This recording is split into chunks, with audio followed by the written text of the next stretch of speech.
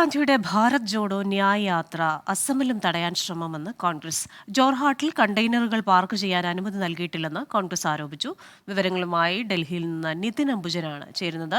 നിതിൻ, പലയിടങ്ങളിലും ഭാരത് ജോഡോ ന്യായ് യാത്ര തടയാൻ ശ്രമമെന്ന ആരോപണത്തിൽ നിൽക്കുകയാണല്ലോ കോൺഗ്രസ്. ഇപ്പോൾ ജോർഹാട്ടിലും ഈ കണ്ടെയ്നറുകളൊന്നും പാർക്ക് ചെയ്യാൻ അനുമതി നൽകിയിട്ടില്ലെന്ന് പാർട്ടി പറയുന്നുണ്ടല്ലോ.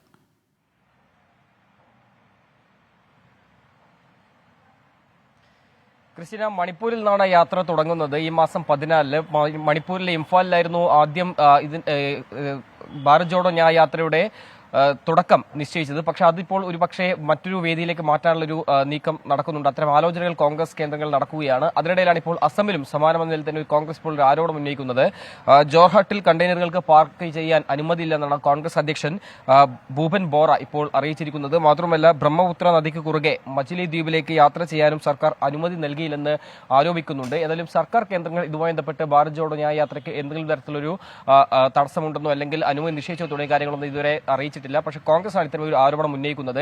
എന്തായാലും അടിസ്ഥാനത്തിലാണ് ഇത്തരമൊരു അനുമതി നിശ്ചയിച്ചത് തുടങ്ങിയ കാര്യങ്ങളൊന്നും തന്നെ കോൺഗ്രസ് വ്യക്തമാക്കുന്നില്ല. പക്ഷേ ജോർഹട്ടിൽ കണ്ടെയ്നറുകൾക്ക് പാർക്ക് ചെയ്യാൻ അനുമതിയില്ലെന്ന് മാത്രമേ കോൺഗ്രസ് അധ്യക്ഷൻ ഈ ഘട്ടത്തിൽ അറിയിക്കുന്നുള്ളൂ. എന്തായാലും ഭാരത് ജോഡോ ന്യായ് യാത്ര ഈ മാസം 14 ആരംഭിക്കും. സ്വാഭാവികമായിട്ടും രാഷ്ട്രീയമായിട്ടുള്ളൊരു ആരോപണങ്ങളെല്ലാം തന്നെ ഇതിന്റെ ഭാഗമായി ഉന്നയിക്കാൻ ഇടയുണ്ട്. ഇതിനിടയിൽ ഇപ്പോൾ മണിപ്പൂരിലാണ് ഇപ്പോൾ തുടക്കം ഈ മാസം 14 ആരംഭിക്കുന്നത്. അവിടെ മറ്റൊരു വേദിയിലേക്ക് മാറ്റാനുള്ള ആലോചനകൾ നടക്കുന്നു. ഇനി അസമിലും സമാനമിൽ തന്നെ ഈ ജോർഹട്ടിന് പകരം മറ്റൊരിടത്തേക്ക് മാറ്റുമോ തുടങ്ങിയ കാര്യങ്ങളൊക്കെ തന്നെ ഇപ്പോൾ ചർച്ച ചെയ്ത് വരികയാണ്. എന്തായാലും കോൺഗ്രസ് അസം അധ്യക്ഷന്റെ ആരോപണമാണ് ഇപ്പോൾ വന്നിരിക്കുന്നത്.